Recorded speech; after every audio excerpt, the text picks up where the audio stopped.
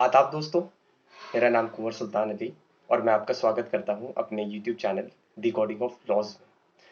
तो दोस्तों जैसा कि हमने सोचा था कि हम जो है अपने इस यूट्यूब चैनल पर एक सीरीज स्टार्ट करेंगे जो कि हमारे लॉ के फ्रेंड्स हैं, साथी हैं डी लॉ फैकल्टी में।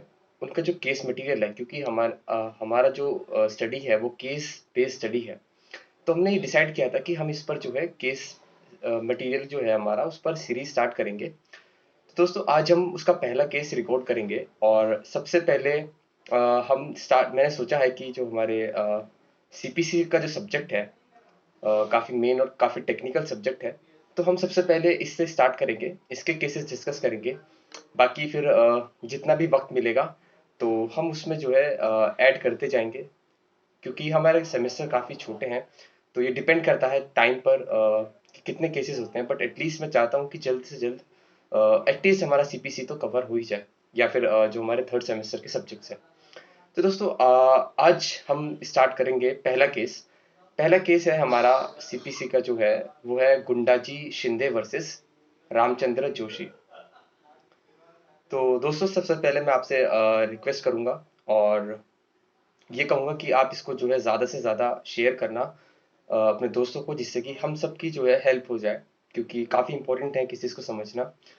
और दोस्तों मैं ये कहूँगा इसमें कि आप ना, एक चीज़ और मैं कहूँगा, आप साथ साथ जब इस केस को देखो तो मैं काफ़ी धीरे बोलूँगा, आप ना उस चीज़ों को नोट्स कर लेना, पॉइंटर्स बना लेना उसको बहुत शॉर्ट में, जिससे कि आपको जो है चीज़ें याद रहें, आप लिखते रहें, जब आप रिवाइज करें तो आपको जो है क्विक एकदम पॉपअप कर जाए आपके माइंड में। तो दोस्तों सबसे पहले जो हमारा केस है यूनिट वन से केस मटेरियल में, वो केस है गुंडाजी शिंदे वर्सेस रामचंद्र जोशी। सेक्शन 9 से ये हमारा केस रिलेटेड है। तो सेक्शन 9 में शॉर्ट में बता दूं क्या होता है। सेक्शन 9 जो है वो ये कहता है कि जो हमारा सिविल कोर्ट्स है उनके पास जुरिस्डिक्शन है किसी भी केस को ट्राई करने का, अगर वो सिविल नेचर का है। बस अगर कोई चीजें एक्सप्रेसली, या फिर मतलब उसकी जो जुरिस्डिक्शन है कोर्ट की, अगर वो एक्सप्रेसली या इम्प्लाइडली अगर उसको बार कर दिया है लॉ ने, तो उन केसेस को वो ट्राई नहीं कर सकता। बाकी वो हर सिविल नेचर के केस को ट्राई कर सकता है।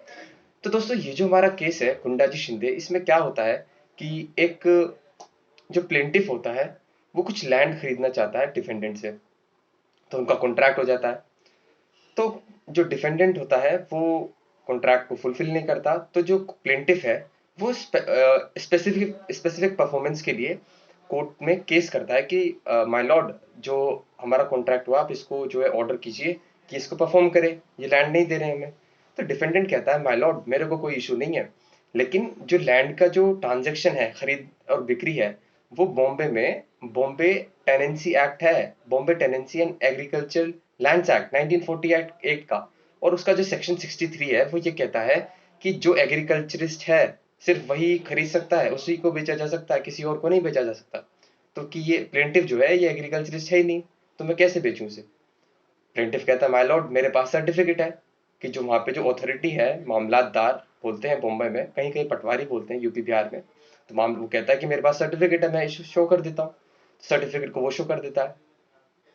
तो अब इसमें जो है कोर्ट को ये देखना था कि भाई ये जो सर्टिफिकेट है ये जेन्युइन है या नहीं है।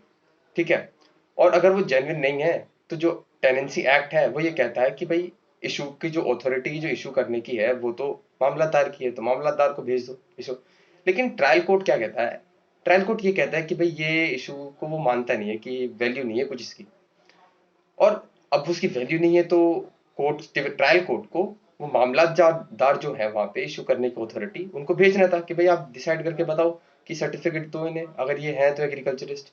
तो कोर्ट क्या करता है, कोर्ट ये कहता है कि भाई ये तो सिर्फ एक इंसिडेंटल इशू है, मेन इशू जो हमारा केस है वो तो स्पेसिफिक परफॉर्मेंस का एक्ट है, और ये तो उसमें सिर्फ इंसिडेंटल इशू है। तो हम इसको भी डिसाइड कर सकते हैं।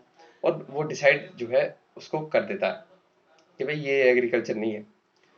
तो हाई कोर्ट में जाता है, हाई कोर्ट भी उसको ट्रायल कोर्ट के जजमेंट को अपहेल्ड कर देता है और ये कहता है कि भाई ये इंसिडेंटल इशू है, इंसिडेंटल में तो कर सकता है सिविल कोर्ट।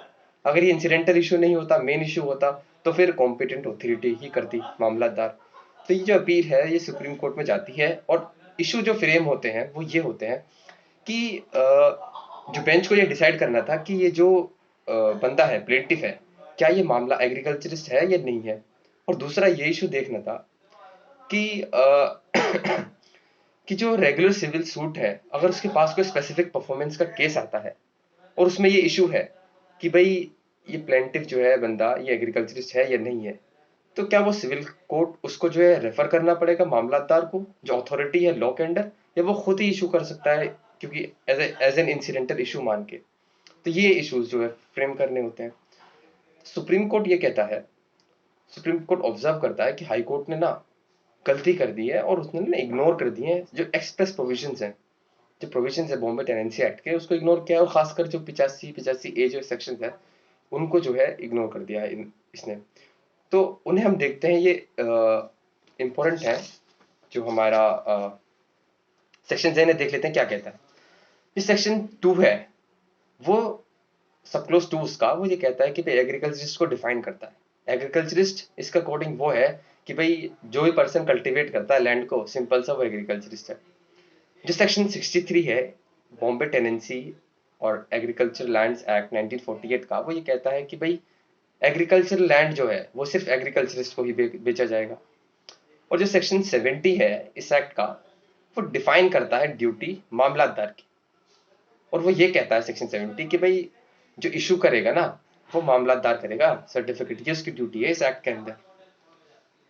और जो सेक्शन 85 है वो सिविल कोर्ट की जुरिस्डिक्शन को बार करता है कि भाई जो कॉम्पिटेंट अथॉरिटी को जुरिस्डिक्शन दे दी ना जिस चीज की, वो सिविल कोर्ट नहीं ट्राई करेगा, वो सेक्शन 85 कहता है।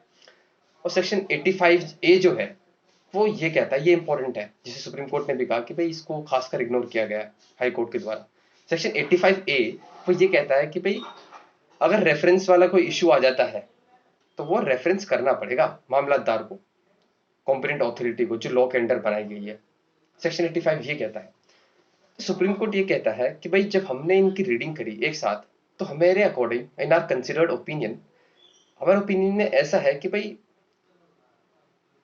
कि जो सूट है, अगर इशू आता है जो which is required to be settled by competent authority under tenancy act, कि भाई अगर कोई ऐसा इशू आता है जो टेनेंसी एक्ट जो है उसके अंडर किसी अथॉरिटी के द्वारा ही इशू वो इस जो है डिसाइड किया जा सकता है, तो वो कोर्ट को उसे वो रेफर करना पड़ेगा उस अथॉरिटी को जो टेनेंसी एक्ट के अंदर बनाई गई है, जैसे यहाँ पे मामलादार थी। और उसके बाद वो कोर्ट को वापस कम्युनिकेट करेगा और फिर कोर्ट पे वो बाइंडिंग होगा। मतलब अगर मामलादार ने ये कह दिया कि एग्रीकल्चरिस्ट है, तो कोर्ट उसमें अपना एविडेंस वगैरह नहीं लेगी, कोर्ट को मानना पड़ेगा कि वो मामलादार ही है। तो कोर्ट को जो है वो रेफरेंस करना पड़ेगा अथॉरिटी को, अथॉरिटी फिर डिसाइड करेगी, फिर वापस कोर्ट को भेजेगी, फिर कोर्ट को उसके बेस पे डिसाइड करना पड़ेगा। तो ये ऑब्जर्वेशन सुप्रीम कोर्ट का है कि भाई इन सब की जो रीडिंग्स करके ये है कि भाई कोर्ट को जो है रेफर करना था। अब कोर्ट को ये कहना था, सुप्रीम कोर्ट ने ये कहा, लेकिन वो अथॉरिटी जो है, जैसे सेक्शन 9 कहता है कि भाई एक्सप्रेसली या इम्प्लिसिटली, है ना, बाय इम्प्लीकेशन, तब जुरिस्डिक्शन बार्ड होनी चाहिए। मतलब अगर सिर्फ ये कह दिया एक्ट में कि भाई मामलादार इसको देखेगा इशू को, तो इससे सिर्फ सिविल कोर्ट की जुरिस्डिक्शन खत्म नहीं हो जाएगी, एक्सप्रेसली खत्म होना चाहिए। तो कोर्ट अब देखता है कि एक्सप्रेसली है या नहीं। कोर्ट ये कहता है कि भाई जो सेक्शन 85 है उसमें लेजिस्लेटिव ने एक्सप्रेसली ये कह दिया है कि भाई सिविल कोर्ट की जुरिस्डिक्शन नहीं होगी टेनेंसी एक्ट में डिसाइड करने की, 85 सेक्शन में। और जो सेक्शन 70 है वो इसकी ड्यूटी बनाता है मामलादार की, जो टेनेंसी का एक्ट है वो मामलादार की ड्यूटी ये बनाता है कि भाई आप ही देखोगे इसे। तो इन दो प्रोविजंस को मद्देनजर रखते हुए कोर्ट ये फैसला सुनाती है सुप्रीम कोर्ट कि भाई वो एक्सप्रेसली बार्ड थी जुरिस्डिक्शन सिविल कोर्ट की, तो सिविल कोर्ट को जो है ये डिसाइड नहीं करना था और गलत है, और ये जो अपील है प्लेंटिफ की वो सक्सीड हो जाती है। ठीक है, तो दोस्तों यही था, मतलब वो एग्रीकल्चरिस्ट उसको मान लिया गया है। बाकी उस केस में क्या हुआ, स्पेसिफिक परफॉर्मेंस हुई नहीं हुई, ये हमारे केस में जिक्र नहीं है, क्योंकि हमारा केस का जो है सिर्फ सेक्शन 9 समझना था कि सेक्शन 9 के अकॉर्डिंग एक्सप्रेसली और इम्प्लाइडली जो जुरिस्डिक्शन बाहर करने का जो सिस्टम है उसका मतलब क्या है। तो दोस्तों ये था, इसमें कोर्ट ये कहता है कि जो एक्सप्रेसली जुरिस्डिक्शन बाहर थी सुप्रीम सिविल कोर्ट की, उससे सिर्फ मामलादार को रेफर करना था, फिर मामलादार उसे वापस भेजता, और मामलादार ने जो कह दिया तो वो उसको मानना ही पड़ेगा। तो मामलादार का उसके पास सर्टिफिकेट था प्लेंटिफ के पास, तो उसको सिविल कोर्ट पे बाइंडिंग था और वो उसे करना था।